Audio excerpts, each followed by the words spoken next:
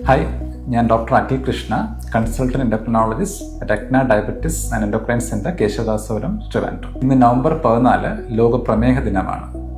പ്രമേഹ ചികിത്സയിലെ ഏറ്റവും പ്രധാനപ്പെട്ട ഒരു മെഡിസിനാണ് ഇൻസുലിൻ. അത് കണ്ടുപിടിച്ച സർ ഫ്രെഡറിക് ബാൻറ്റിങ്ങിന്റെ ജന്മദിനമാണ് നവംബർ 14. അദ്ദേഹത്തിന് ആദരസൂചകമായിട്ടാണ് എല്ലാ വർഷവും നവംബർ 14 പ്രമേഹ ദിനമായിട്ട് ആചരിക്കുന്നത്. ഈ വർഷത്തെ പ്രമേഹ ദിനത്തിന്റെ തീം എന്ന് പറയുന്നത് പ്രമേഹവും ക്ഷേമവും എന്നുള്ളതാണ്.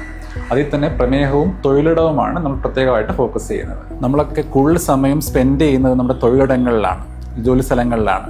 അപ്പോൾ ആ തൊഴിലിടങ്ങൾ പ്രമേഹമുള്ള രോഗികൾക്ക് കുറച്ചും കൂടി അനുയോജ്യമായിട്ടുള്ള സ്ഥലങ്ങളാക്കി മാറ്റിയെടുക്കുക എന്നുള്ളതാണ് ഈ വർഷത്തെ പ്രമേഹ ദിനത്തിന്റെ തീം തന്നെ. അപ്പോൾ പ്രമേഹ രോഗികളുടെ ചികിത്സ പ്രധാനമായിട്ടും മരുന്നുകളോ ഇൻസുലിനോ മാത്രമല്ല, അവരുടെ മാനസികാരോഗ്യത്തിനുള്ള ഒരു സപ്പോർട്ടും തൊഴിലിടങ്ങളിൽ നിന്നുണ്ടാവണം. അപ്പം അത്തരം അവരുടെ സ്ട്രെസ് കുറയ്ക്കുക, കൃത്യസമയത്ത് മരുന്ന് എടുക്കാൻ സാധിക്കുക, ഷുഗർ ചെക്ക് ചെയ്യാനുള്ള സൗകര്യങ്ങൾ ഉണ്ടാകുക, അതുപോലെ ഇൻസുലിൻ എടുക്കാനാണെന്നുണ്ടെങ്കിൽ അത്തരത്തിലുള്ള സൗകര്യങ്ങൾ ഉണ്ടാകുക എന്നുള്ളത് തൊഴിലിടങ്ങളിൽ നിർബന്ധമായിട്ടും നമ്മളത് അത്തരം ഒരു ശ്രമങ്ങളിൽ അത്തരം മാറ്റങ്ങൾ തൊഴിലിടങ്ങളിൽ കൊണ്ടുവരേണ്ടതാണ്. അപ്പോൾ അതുതന്നെയാണ് ഇപ്പോഴത്തെ ഈ വർഷത്തെ ഈ ഡയബറ്റിസ് ഡേയുടെ മെയിൻ ഫോക്കസ് എന്ന് പറയുന്നത്. എല്ലാ പ്രമേഹ രോഗികൾക്കും നല്ല ആരോഗ്യം ആശംസിക്കുന്നു. Stay safe, stay healthy. Thank you.